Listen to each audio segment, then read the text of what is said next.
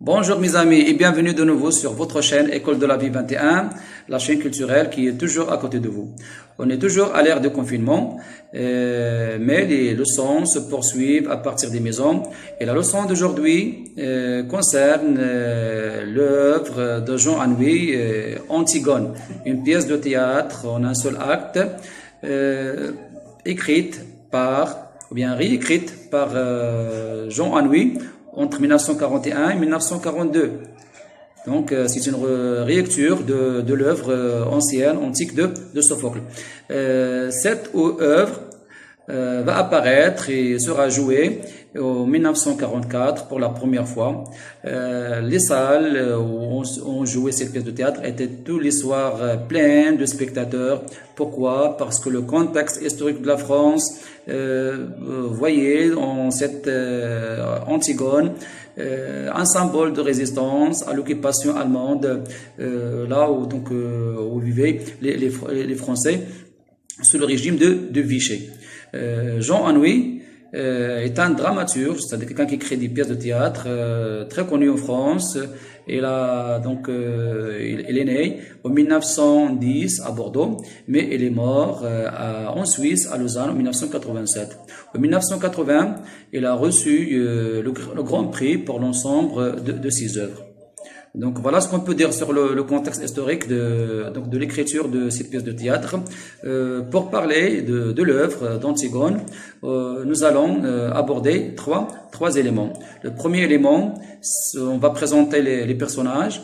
Par la suite, on parlera sur le contexte de l'histoire. Et enfin, nous allons vous présenter un résumé, donc simplifié, de cette œuvre. Voilà, donc bienvenue.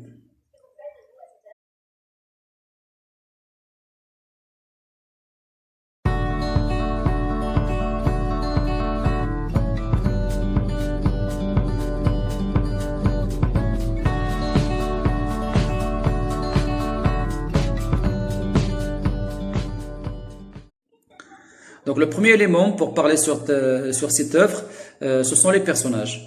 Comme dans toutes les histoires, nous avons des personnages qui sont principaux et d'autres qui sont secondaires. Les personnages principaux de cette œuvre sont bien évidemment Antigone, l'héroïne principale de la pièce de théâtre. Antigone, elle est présentée comme une fille triste, malheureuse, d'une beauté un petit peu anormale. Vous allez savoir pourquoi. Et elle est silencieuse. Nous avons aussi sa sœur Ismène. Ismène, c'est le contraire d'Antigone. Pourquoi c'est le contraire d'Antigone? Elle est joviale, souriante tout le temps et elle est bavarde.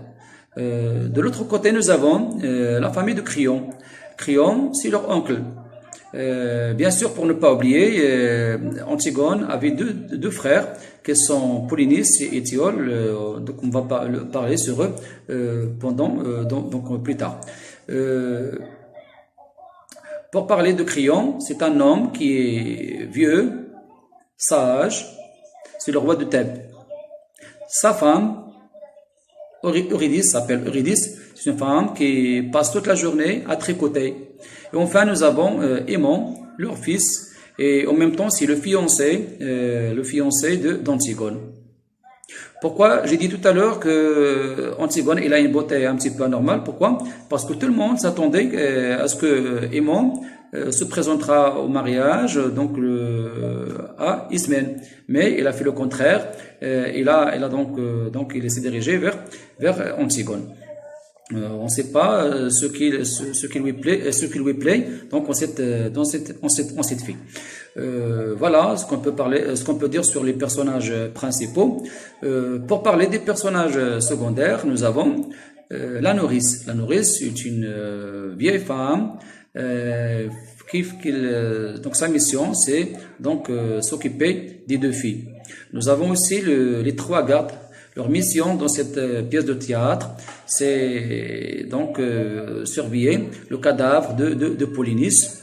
Nous avons aussi le prologue. Qu'est-ce qu'elle fait? Donc, il introduit l'acte, donc la pièce de théâtre, et il permet donc l'avancement du récit. Enfin, nous avons le page. Le page, un nom masculin, à ne pas confondre avec la page de la feuille. Le page, c'est un jeune homme qui est au service du roi. Sans oublier bien sûr le messager, donc le personnage du messager, donc qui annoncera la mort plus tard d'Antigone. Donc voilà, ce sont les personnages principaux et secondaires de cette œuvre. Maintenant, on va parler sur le contexte de l'histoire d'Antigone.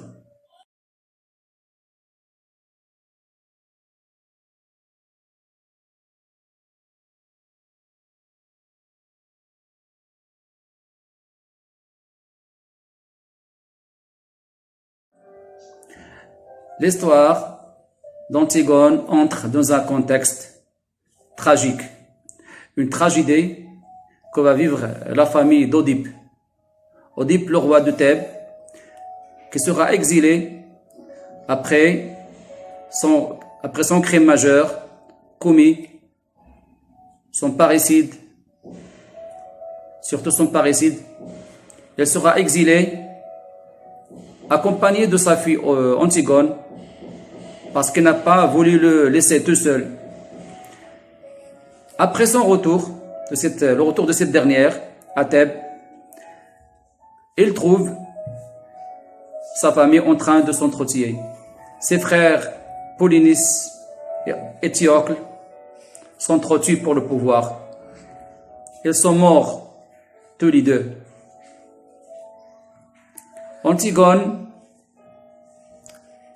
va être surprise et choquée par la décision de Créon, son oncle. Il a décidé d'accorder les honneurs funèbres à Étiocle, une chose qu'il n'a pas voulu faire avec Polynice. Elle considère en réalité Polynice comme un traître. Un traître, il ne faut pas l'enterrer, il faut l'humilier, selon les coutumes et les lois de Thèbes. Une chose qui n'a pas plu à Antigone, bien sûr. Elle avait donc un autre point de vue. Elle va essayer de le concrétiser en réalité. Et c'est dans ce contexte que l'histoire commence.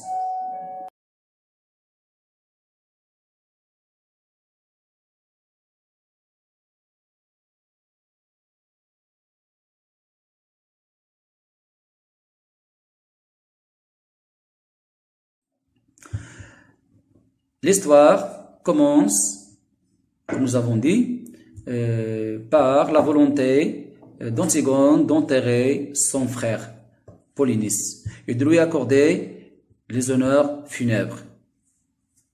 Pour cela, elle va essayer de solliciter et de convaincre sa sœur, l'aide et de convaincre sa sœur Ismène.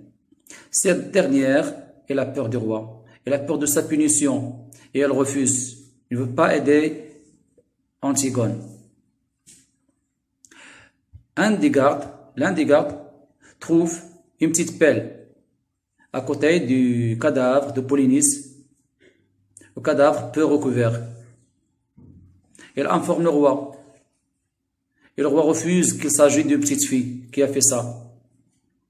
Mais plus tard, les trois gardes trouvent et surprennent Antigone en plein flagrant délit en train d'enterrer son frère Polynice. Ils vont la conduire au palais. Le roi Créon veut sauver Antigone. mais cette dernière, elle est convaincue par ce qu'il a fait, par ce qu'il a voulu faire. Mais Créon ne peut rien faire. Pourquoi? Parce que le peuple sait déjà ce que Antigone a fait.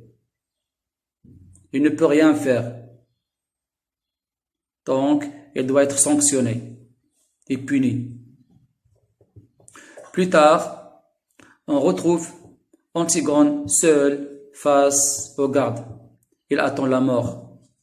Et la peur commence à s'emparer d'elle. Il a peur de cette mort. Il s'est pendu. Et c'est un messager qui va informer le roi. Aimant, son fiancé et son cousin, il est malheureux. Pourquoi? Parce qu'elle aime Antigone. Elle attendait donc Antigone comme mariée, comme sa femme, la femme de sa vie. Mais après cette tragédie, elle décide de suivre sa femme, sa future femme, et donc de se suicider. Sa maman, sa mère, Eurydice, en apprenant que son fils s'est suicidé, donc à son tour, il se tranchera la gorge. Et Créon se retrouve maintenant seul, sans sa femme et sans son fils. Un homme vieux, sage, et seul dans ce monde, et se dirige vers le conseil. Voilà tout ce qu'on peut dire sur le résumé de cette œuvre. Maintenant, qu'est-ce qu'on peut tirer comme leçon de cette œuvre? Donc au moins, on peut dire deux choses. Tout d'abord, le conflit des générations. Pourquoi le conflit des générations? Parce que nous avons d'un côté un roi, le roi Créon, un homme vieux et sage. Et de l'autre côté, deux autres personnages qui sont jeunes mais impulsifs. Il s'agit d'Antigone et de son fiancé Aimant, qui ont bien sûr, pourquoi impulsifs? Parce qu'ils ont choisi la mort, le suicide, c'est quelque chose d'impulsion. Donc c'est pas quelque chose de sage. Donc c'est le contraire de la personnalité de Créon. Donc ça, c'est la première chose. Donc nous avons le conflit des générations entre les vieux et les jeunes. La deuxième leçon à tirer, c'est le conflit des lois. Pourquoi le conflit des lois? Parce que nous avons d'un lieu la loi qui a ordonné à ce que Polynice reste sans enterrement. Donc, on doit obéir à la loi. Et dans notre lieu, nous avons les lois morales. C'est la morale qui impose aux gens d'enterrer leurs morts. Donc, nous avons d'un côté la loi de Créon et nous avons la morale incarnée par la décision d'Antigone qui a préféré, avec courage, donc d'aller enterrer son frère sans peur, et bien sûr il savait déjà donc le destin et sa fin qui est la mort. Donc déjà au début de cette histoire, de cette œuvre, on s'attendait à la mort d'Antigone, chose qui a été faite sans surprise. Voilà donc ce qu'on peut dire sur cette tragédie moderne. Je vous dis au revoir et merci, et donc à la prochaine.